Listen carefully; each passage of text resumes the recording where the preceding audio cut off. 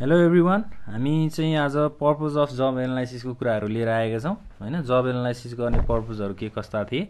अब योभन्दा अघिल्लो क्लासहरूमा चाहिँ हामीले डिस्कस गरेको टपिक भनेको चाहिँ वाट इज जब एनालाइसिस होइन। जब एनालाइसिस भनेको के हो, त्यसका डेफिनेसन्सहरू थियो र अब जब एनालाइसिसले चाहिँ कस्तो खालको इन्फर्मेसनहरू कलेक्ट गर्छ भन्ने कुराहरू डिस्कस गऱ्यौँ। अब पर्पज अफ जब एनालाइसिस भनेको चाहिँ जब एनालाइसिस गरेपछि के कुराहरू चाहिँ फाइदा हुन्छ अथवा जब एनालाइसिसले दिने अब्जेक्टिभ्सहरू के कस्ता छन् त्यो कुराहरू हामी डिस्कस गर्छौँ।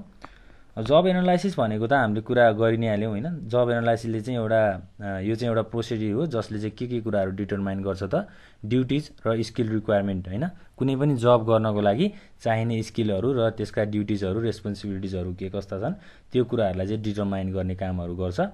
र अब जब एनालाइसिसको चाहिँ अब तीनटा पोइन्टहरू छ होइन। यसको पर्पजको अनुसार चाहिँ हामीले तीनटा डिस्क्रिप्सनको कुराहरू गर्छौँ। जस्तै अब नम्बर 1 मा छ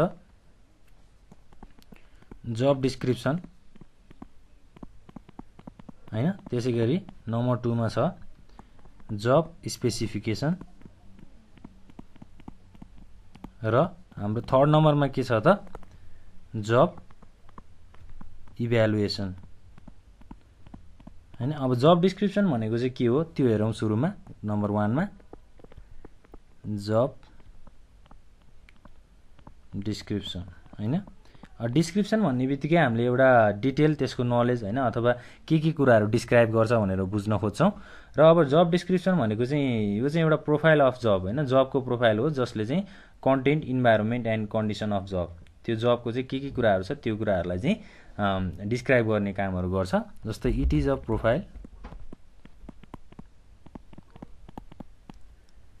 of a job which describes the contents होइन। जबको कन्टेन्टहरू डिस्क्राइब गर्ने कामहरू गर्छ। कन्टेन्ट एन्ड कन्टेन्ट इन्भाइरोमेन्ट, अब त्यसै गरी अरू के हुन्छ एन्ड कन्डिसन्स अफ जब होइन। जबको कन्डिसन्सहरू बारे चाहिँ यसले इन्फर्मेसनहरू चाहिँ डिस्क्राइब गर्छ। के हो त एउटा प्रोफाइल अफ जब होइन। जबको प्रोफाइलहरू डिस्क्राइब गर्ने। जस्तै अब जब डिस्क्रिप्सन चाहिँ किन प्रिपेयर गरिन्छ भन्दा होइन, इट इज प्रिपेयर्ड। किन चाहिन्छ त job description? It is prepared on the basis of data collected through the job analysis. अब हामीले योभन्दा अगाडि चाहिँ जब एनालाइसिसमा अब कस्तो खालको इन्फर्मेसनहरू कलेक्ट हुन्छ भनेर डिस्कस त गरिसकेका छौँ होइन। एकचोटि त्यो भिडियो अथवा त्यो क्लासहरू एकचोटि हजुरहरूले समरी गरेर आउन पनि सक्नुहुन्छ। अब डेटा रिलेटेड जब एनालाइसिस भनेको जब एनालाइसिसबाट आउने डेटाहरू कलेक्ट गरेर आउने डेटाहरूलाई चाहिँ यसले प्रिपेयर गर्छ अथवा एउटा सिस्टमेटिक अर्डरमा चाहिँ यसले मेन्टेन गर्छ भनेर भन्न सकिन्छ। अब जब गर्दाखेरि के कुराहरू चाहिन्छ त्यो रिलेटेड इन्फर्मेसनहरू अथवा एक्टिभिटिज, ड्युटिजको बारेमा पनि अब जब डिस्क्रिप्सनले चाहिँ के गर्ने भयो त एउटा स्टेटमेन्ट अथवा एउटा डिस्क्रिप्सन चाहिँ तयार पार्ने भयो होइन। जस्तै अब जब डिस्क्रिप्सनमा चाहिँ के कुराहरू इन्क्लुड हुन्छ। जस्तै अब जब डिस्क्रिप्सनको जेनरल फर्मेटको कुराहरू गर्दाखेरि चाहिँ कसरी जब डिस्क्रिप्सनमा चाहिँ अब इन्फर्मेसनहरू कलेक्ट गरिन्छ भन्दा जस्तै यसले चाहिँ के कुराहरू इन्क्लुड गर्छ त इट इन्क्लुड्स एउटा त अब जब टाइटल भइहाल्यो होइन। त्यसै गरी लोकेसन, अनि त्यसपछि अब जबको समरी होइन, जब समरीको कुराहरू। त्यसै गरी ड्युटिज एन्ड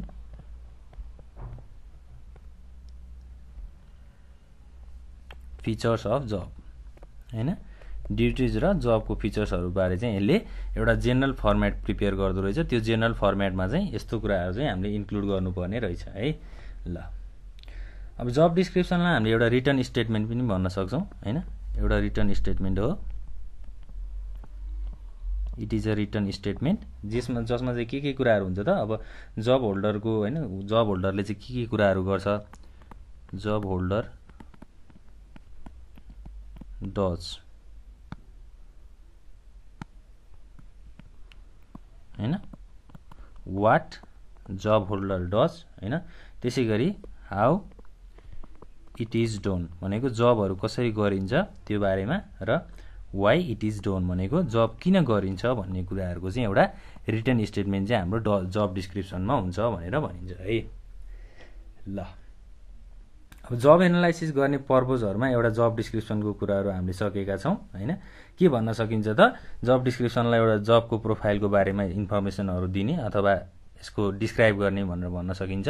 र प्रिपेयर किन गरिन्छ त, it is prepared on the basis of data collected through job analysis. किन गरिन्छ त भन्दा अब जब एनालाइसिसबाट आएको डेटालाई चाहिँ अब के गर्नु पर्यो त, हामीले प्रिपेयर गर्नु पर्यो हैन, स्टेटमेन्टहरु तयार पार्नु पर्यो। त्यसैगरी अब जेनरल फर्मेट हैन, जब डिस्क्रिप्सन भनेको चाहिँ एउटा जेनरल फर्मेट हो जसमा चाहिँ जब टाइटल, जबको टाइटल भनेको अब कस्तो खालको काम हो, कस्तो खालको जब हो त्यसको टाइटल लेख्ने, त्यसैगरी लोकेसन लेख्ने, जबको समरी लेख्ने र duties and features of job हैन। अब दायित्वहरु के कस्ता छन् र त्यो कुराहरु फुलफिल गर्नुपर्ने हुन्छ, त्यो कुराहरुलाई चाहिँ हामीले इन्क्लुड गर्छौं। र जब अब एउटा रिटर्न स्टेटमेन्ट पनि हो भनेर भन्न सकिन्छ हैन, जसमा चाहिँ अब जब होल्डरले के कुराहरु गर्छन् भनेर लेखिन्छ रिटर्न स्टेटमेन्टमा, र हाउ इट इज डन भनेको कसरी त्यो कामहरु अथवा त्यो जबहरु गरिन्छ त्यो कुराहरु गरिन्छ, र वाइ इट इज डन भनेको किन गरिन्छ हैन, वाइ भनेको किन गरिन्छ त्यो कामहरु त्यसको बारेमा इन्फर्मेसनहरु चाहिँ एउटा जब डिस्क्रिप्सन अथवा रिटर्न स्टेटमेन्टमा चाहिँ इन्क्लुड हुन्छ। त्यसैगरी अब 2 नम्बरमा छ जब स्पेसिफिकेसन। अब जब स्पेसिफिकेसन भनेको चाहिँ के हो त, यो चाहिँ एउटा another notable purpose of job analysis. Job एनालाइसिसको एनोदर पर्पज अथवा एनोदर अब्जेक्टिभलाई चाहिँ हामीले जब स्पेसिफिकेसन भन्छौं, जसमा चाहिँ के कुराहरु इन्क्लुड हुन्छ त, it includes the information related to the requirements of skill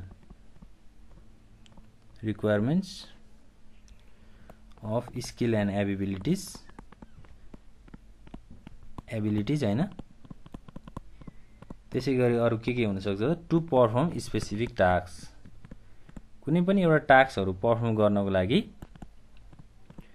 skills र एबिलिटिजहरु कस्तो खालको चाहिन्छ भन्ने कुराहरु, रिक्वायरमेन्टहरु के कस्ता छन् त्यो कुराको इन्फर्मेसनहरु नोट गर्ने अथवा त्यसलाई स्टेटमेन्टमा तयार पार्ने प्रोसेसलाई चाहिँ हामीले जब स्पेसिफिकेसन भनेर भन्न सक्छौं हैन।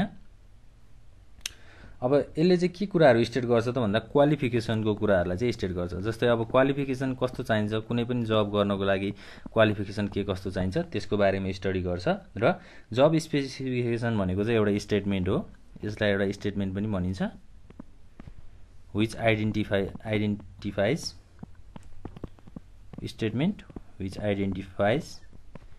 the knowledge, त्यसैगरी स्किल्स हैन, एबिलिटी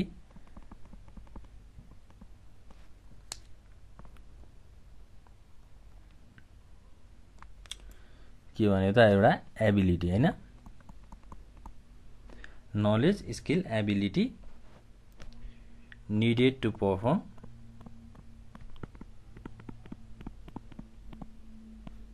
the tasks effectively हैन। टास्कहरु इफेक्टिभली परफर्म गर्नको लागि चाहिने नलेज, स्किल र एबिलिटीहरुलाई आइडेन्टिफाई गर्ने एउटा स्टेटमेन्टलाई चाहिँ हामीले जब स्पेसिफिकेसन भनेर भन्न सक्छौं हैन। जस्तै अब जब स्पेसिफिकेसनले चाहिँ कस्तो खालको कुराहरुलाई आइडेन्टिफाई गर्छ त भन्दा, जस्तै इट स्पेसिफाइज हैन अथवा आइडेन्टिफाइज द फिजिकल, त्यसैगरी साइकोलोजिकल हैन, त्यसैगरी सोशल एन्ड बिहेभियरल फिचर्स हैन, बिहेभियरल फिचर्स अफ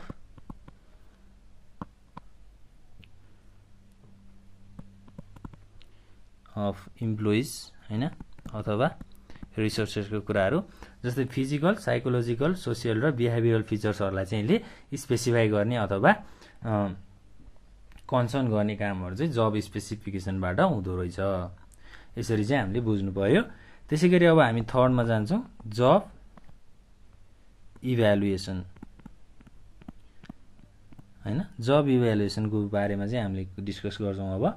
जस्तै in Edison providing information for job description and job specification, job analysis also provides required information which are necessary for evaluating the worthiness job। भनेको जबको बारेमा अब जब कसरी भइरहेको छ हैन, कसरी हुनुपर्ने थियो, एउटा इभ्यालुएसन गर्ने अथवा एउटा मेजर गर्ने प्रोसेसलाई हामीले जब इभ्यालुएसन भन्छौँ। अब जब डिस्क्रिप्सन र जब स्पेसिफिकेसन स्टेटमेन्टहरु तयार पारिसकेपछि के गर्नु पर्यो त, त्यसको इभ्यालुएसन गर्नु पर्यो। एक्चुअल परफर्मेन्स के हो त्यसको मेजर गर्नु पर्यो हैन।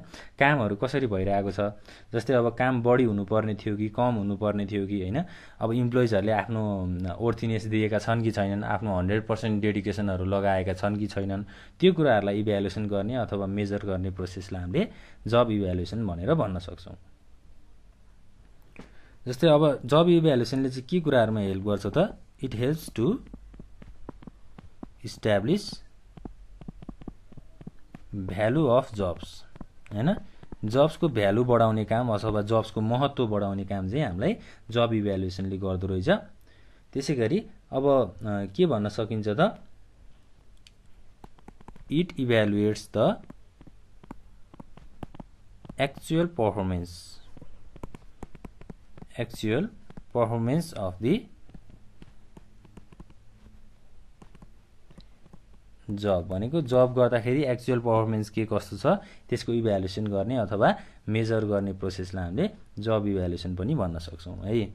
ल अब हामीले एउटा डायग्राम अनुसार पनि बुझ्न सक्छौं। जस्तै जब एनालाइसिस, त्यसैगरी अब जब डिस्क्रिप्सन, सुरुमा त जबको डिस्क्रिप्सनहरु हुने भयो हैन, प्रोफाइलिङ हुने भयो। त्यसैगरी जब स्पेसिफिकेसन हुने भयो र अर्को के हुने भयो त लास्टमा जबको इभ्यालुएसन हुने कामहरु हुने भयो हैन, इभ्यालुएसन। ल अब यो कुराहरुलाई चाहिँ हामीले फिगरबाट पनि बुझ्न सक्छौं।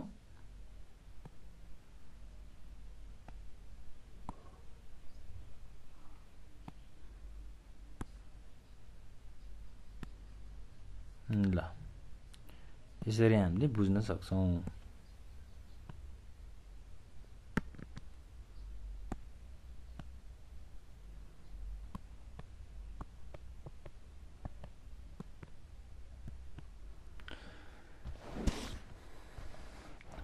अब हामीले जब एनालाइसिसको पर्पजको कुराहरु त गर्यौं हैन, तीनटा पर्पजको बारेमा। अब यसको अझै पोइन्टमा पनि हामीले यसलाई डिस्क्राइब गर्न सक्छौं। जस्तै अब हामीले पोइन्टमा जेनरल पर्पजको बारेमा चाहिँ कसरी डिस्क्राइब गर्न सक्छौं त, एउटा चाहिँ अब information about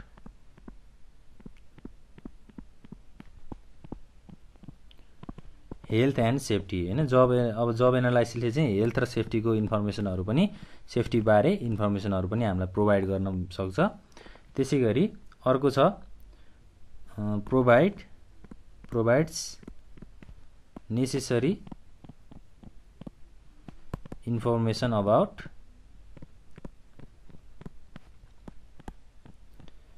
preparing human resource plan हैन।